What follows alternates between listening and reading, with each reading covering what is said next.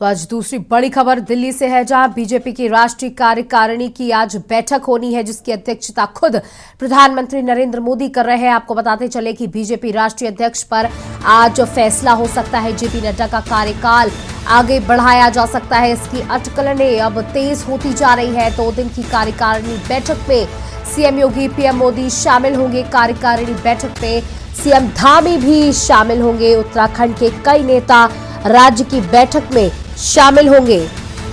आपको बता दें कि 2023 में 9 राज्यों में चुनाव भी है, जिसको लेकर ये कार्यकारिणी की बैठक बेहद महत्वपूर्ण है। साथ ही जब भी कार्यकारिणी की बैठक होती है, उसके बाद बीजेपी कई अहम फैसले लेती है। कई लोगों को सम्मिलित किया जाता है तो कई लोगों को हटाया जाता है। आपको बता दें, उत्तर प्रदेश की कैबिनेट में जिन लोगों को जगह नहीं मिल पाई थी, उम्मीद जताई जा रही है कि कार्यकारिणी में उनको जगह मिल सकती है। साथ ही आपको बता दें, उत्तराखंड के भी कई अहम लोग इस बैठक में शामिल होंगे। साथ ही पुष्कर सिंह धामी दिल्ली के लिए आज रवाना होंगे और सीएम योगी आदित्यनाथ भी 2:45 पर दिल्ली पहुंच जाएंगे।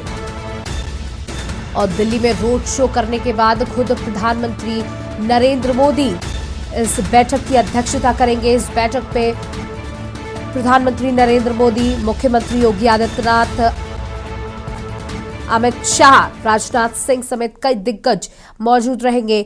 और इस खबर पर एक जानकारी के लिए हमारे संवाददाता प्रवेश शर्मा जुड़ चुके हैं दिल्ली से।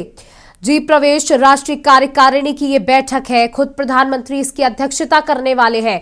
क्या कुछ जानकारी देंगे, कितनी देर में ये बैठक शुरू हो सकती है? जी बिल्कुल, मैं आपको बता दूं 3 बजे ये बैठक की शुरुआत होनी है, लेकिन उससे पहले प्रधानमंत्री अपना रोड शो करेंगे।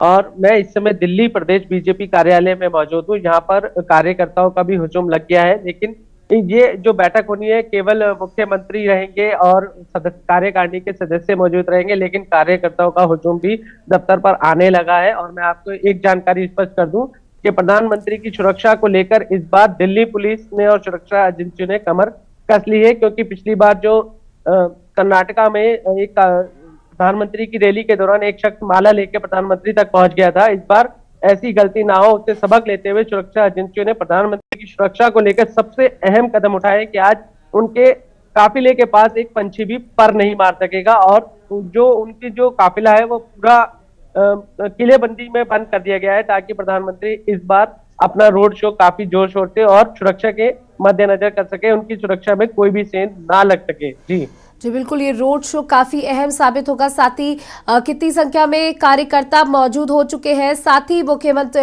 प्रधानमंत्री के साथ साथ और कौन कौन से लोग इस रोड शो में शामिल हो सकते हैं? तो बता दूं, बीजेपी के कई नेता इस रोड शो में प्रधानमंत्री के साथ रहेंगे। बताया जा रहा है कि खुद गृह मंत्री अमित शाह भी रहेंगे, राजनाथ सिंह भी रहेंगे और इसके अलावा कई और दिग्गज नेता भी इस शो में शामिल रहेंगे। लेकिन जेपी राष्ट्रीय अध्यक्ष जो जेपी नड्डा है वो एनडीएमसी में कार्यक्रम का संबोधन शुरू करेंगे, जो 3 बजे शुरू होना है। और सबसे अहम बात यही बताई जा रही है कि राष्ट्रीय अध्यक्ष जो है बीजेपी के जेपी नड्डा जी, उनका कार्यकाल 20 जनवरी को समाप्त होने जा रहा है, जिसे देखते हुए उन्हें पुनः दोबारा से राष्ट्रीय अध्यक्ष बनाने की मोहर लगाई जा सकती है। जी बिल्कुल, हमारे साथ हमारे एग्जीक्यूटिव एडिटर प्रदीप विश्वकर्मा जी भी लखनऊ से जुड़े हुए हैं। जी प्रदीप जी, जिस तरीके से योगी आदित्यनाथ को 2:40 पर दिल्ली पहुंचना है, अनुमान लगाया जा रहा है कि जिन लोगों को कैबिनेट में इस बार जगह नहीं मिल पाई थी, उनको राष्ट्रीय कार्यकारिणी में जगह मिल सकती है। तो यूपी काफी अहम है इस राष्ट्रीय कार्यकारिणी के लिए। बिल्कुल, देखिए उत्तर प्रदेश इसलिए भी बहुत अहम है क्योंकि देश का सबसे है और यहाँ से 80 लोकसभा की सीटें आती हैं। तो अगर इन 80 सीटों में कोई डेंट लगता है तो भारतीय जनता पार्टी दोबारा तीसरी बार केंद्र में सरकार नहीं बना पाएगी। यही कारण है कि पूरी तरीके से यूपी को फोकस में रखा गया है कि कम से कम यहाँ से 80 की 80 सीटें जीती जाएं, जिससे कि बाकी प्रदेशों में सीट जीत करके एक इतिहास रचा जाए। हालांकि मोदी सरकार पहले ही इतिहास बना चुकी है, लेकिन अब उस इतिहास को और ऐसा इतिहास बनाया जाए जो कोई तोड़ ना पाए, यानी कि 3 बार भारतीय जनता पार्टी की सरकार बने और नरेंद्र मोदी उसके प्रधानमंत्री बने उस सरकार के। इसकी ये सारी कवायद की जा रही है। यूपी से सारे बड़े नेता दिल्ली के लिए रवाना हो गए, कुछ रवाना हो चुके हैं। मुख्यमंत्री योगी आदित्यनाथ दिन में रवाना होंगे, 2:30 बजे वो हिंडन एयरपोर्ट पहुंचेंगे और वहां से वो कार्यक्रम स्थल पर की ओर रवाना होंगे। तो सबसे बड़ी बात यह है कि यूपी को इसलिए तवज्जो दी जा रही कि एक एक चीज़ को सही सचेत करके रखा जा रहा है। कहा यह जा रहा है कि जो उत्तर प्रदेश में जो भी नेता हैं उन सबको कहीं ना कहीं समाहित किया जाए, उनसे काम लिया जाए और जिससे कि 2024 की नैया को पार लगाया जा सके। देखिए, बड़ी बात यह है कि भारतीय जनता पार्टी ने एक एक कदम अपने तय कर लिए हैं, कैसे और उसको एग्जीक्यूट करना है इसको भी बना लिया है। इधर 16-17 में दिल्ली में बैठक हो रही है, तो उधर यूपी में लखनऊ में 18 तारीख को एक बैठक का आगाज़ यहाँ पर कर दिया गया है। जितने भी जिला अध्यक्ष हैं उनकी बैठक लखनऊ में की जाएगी और जो लाभार्थी ग्रुप हैं उन लाभार्थी ग्रुप से कांटेक्ट किया जाएगा, उन सबका डाटा बनाया जाएगा, एक बेस बैंक बनाया जाएगा और सबको आपस में उनसे कनेक्ट किया जाएगा।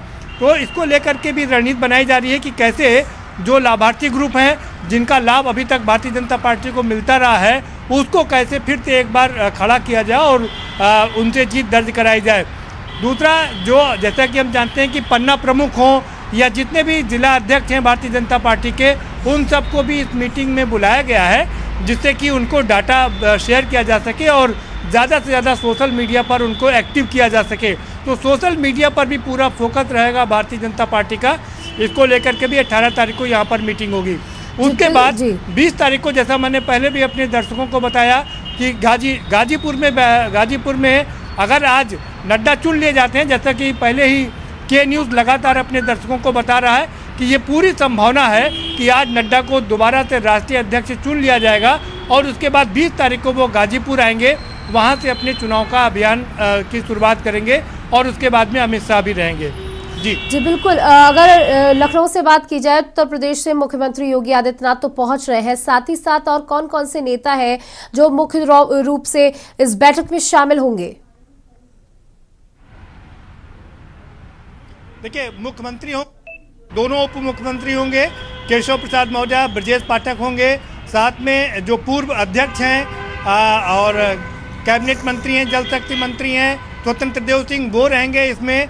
प्रदेश अध्यक्ष भूपेंद्र चौधरी होंगे और साथ ही साथ में संगठन महामंत्री धर्म सिंह सैनी भी इसमें शिरकत करेंगे। तो ये जो बड़े कद्दावर नेता हैं उत्तर प्रदेश के, वो सारे आज इसमें रहेंगे। उनको भी एक गाइडलाइन दी जाएगी कि कैसे यूपी को फतह करना है, क्योंकि ये ठीक बात है कि अभी तक का अगर हम परिदृश्य देखें तो पूरी तरीके से भारतीय जनता पार्टी के फेवर में नज़र आता है, क्योंकि कोई पार्टी खड़ी हुई नज़र नहीं आ रही है। बसपा सुप्रीमो ने पहले ही कह दिया वो किसी पार्टी से गठबंधन नहीं करेंगी, बल्कि उन्होंने एक कदम आगे बढ़कर कह दिया कि जो लोग पार्टी छोड़ करके गए हैं अब उनको वापस भी नहीं लिया जाएगा, वो अकेले चुनाव लड़ेंगी लोकसभा का। अभी तक जो उनका बयान है वो यही कह रहा है। उधर कांग्रेस थोड़ी बहुत कोशिश ज़रूर कर रही है, वो 26 जनवरी से उनका एक हाथ से हाथ जोड़ो अभियान कार्यक्रम शुरू होगा और ख़ास वर्गों का सम्मेलन भी वो करने जा रही है, लेकिन उत्तर प्रदेश में उनका संगठन नहीं है और इस लिहाज से इनके लिए बड़ा मुश्किल है। हालांकि कांग्रेस ने ये रणनीति अपनाई है कि पिछले 3 चुनाव में जिन सीटों पर वो नंबर 1 और नंबर 2 पर रही है उस पर वो पूरा फोकस करेगी और उनको उन सीटों को निकालने की, उन सीटों पर चुनाव जीतने का भरसक प्रयास करेगी। अब सारा दारो मदार समाजवादी पार्टी पर है, लेकिन समाजवादी पार्टी के साथ में मुश्किल ये है कि वो उनके साथ में उनके तमाम जो विधायक हैं, तमाम जो लोग हैं वो ज़्यादातर जेल में चले गए हैं, उनके यहाँ छापेमारी हो गई है। कैसे समाजवादी पार्टी अकेले कैसे लड़ पाएगी चुनाव, जबकि कांग्रेस और अगर बसपा अलग अलग से चुनाव लड़ेंगे तो ये अपने आप में बिखरा हुआ विपक्ष होगा और बिखरे हुए विपक्ष का भरपूर लाभ भारतीय जनता पार्टी को मिलेगा। और यही भारतीय जनता पार्टी की बिखरा हुआ विपक्ष हो और अपना जो संगठन है, अपना जो सरकार है, अपनी जो केंद्र की सरकार है, अपनी जो प्रदेश की सरकार है, वो मजबूती से खड़ी हो और 80 की 80 सीटें जीत सके। जी प्रदेश जी, हमारे साथ दिल्ली से प्रवेश भी जुड़े हुए हैं, जिससे जान लेते हैं क्योंकि आज कार्यकारिणी की बैठक है, उससे पहले ठीक पहले पीएम मोदी का रोड शो है। इसको लेकर के कांग्रेस जो है वो निशाना साध रही है। उसका कहना है कि भारत जोड़ो यात्रा को देखते हुए उससे डर गई है बीजेपी, इसलिए प्रधानमंत्री अपना रोड शो दिल्ली में निकाल रहे हैं। जी देखिए, विपक्ष तो इसी तरीके के आरोप लगाता है, लेकिन मैं आपको सच्चाई बता दूं, प्रधानमंत्री जब भी चुनाव नजदीक आने लगते हैं, आने वाले समय में 9 राज्यों में चुनाव होने वाले हैं। अभी प्रधानमंत्री ने कर्नाटक में भी एक रैली की थी, रोड शो किया था, उसके बाद आज वो दिल्ली में कर रहे हैं। तो इस तरीके की जो योजनाएं हैं वो बीजेपी लगातार खुद प्रधानमंत्री खुद बनाते हैं और वो खुद ही उनको अमल करते हैं। प्रधानमंत्री आए दिन किसी न किसी राज्य में जाते हैं, वहां पे संबोधन करते हैं, रोड शो करते हैं, खुद वो धरती पे जाके लोगों से मिलना पसंद करते हैं। आपने पिछली बार भी देखा था कि उनकी सुरक्षा में सेंध लग गई थी। उनकी लोकप्रियता इतनी ज्यादा है कि एक रोड शो के दौरान कर्नाटक के हुबली में एक शख्स उनके पास माला लेके पहुंच गया, जिसको लेकर काफी हंगामा हुआ था कि लेकिन प्रधानमंत्री ने उस शख्स की इच्छा को पूरा करने के लिए वो माला अपने हाथों में ले ली थी, जो कि सुरक्षा के लिहाज से ठीक नहीं थी। लेकिन आए दिन आप देखेंगे कि प्रधानमंत्री अभी आने वाले समय में खुद दिल्ली में भी चुनाव है और उसको लेके ऐसे कई रोड शो और भी करेंगे और इस तरीके के आरोप और प्रत्यारोप हमेशा लगते रहे और लगते रहेंगे। जी बिल्कुल, प्रवेश शर्मा और प्रदीप विश्वकर्मा जी, आपका बहुत बहुत शुक्रिया हमारे साथ जुड़ने के लिए और जानकारी साझा करने के लिए। तो आपको बता दें कि आज जेपी नड्डा फिर से राष्ट्रीय अध्यक्ष बन सकते हैं, इसकी अटकलें तेज हो गई है। साथ ही इस बैठक में शामिल होने के लिए सीएम योगी आदित्यनाथ, पुष्कर सिंह धामी, उत्तराखंड सीएम सभी आज दिल्ली पहुंचेंगे और आने वाले चुनावों पर मंथन किया जाएगा। साथ ही 2024 पर भी नजर बनाई जाएगी।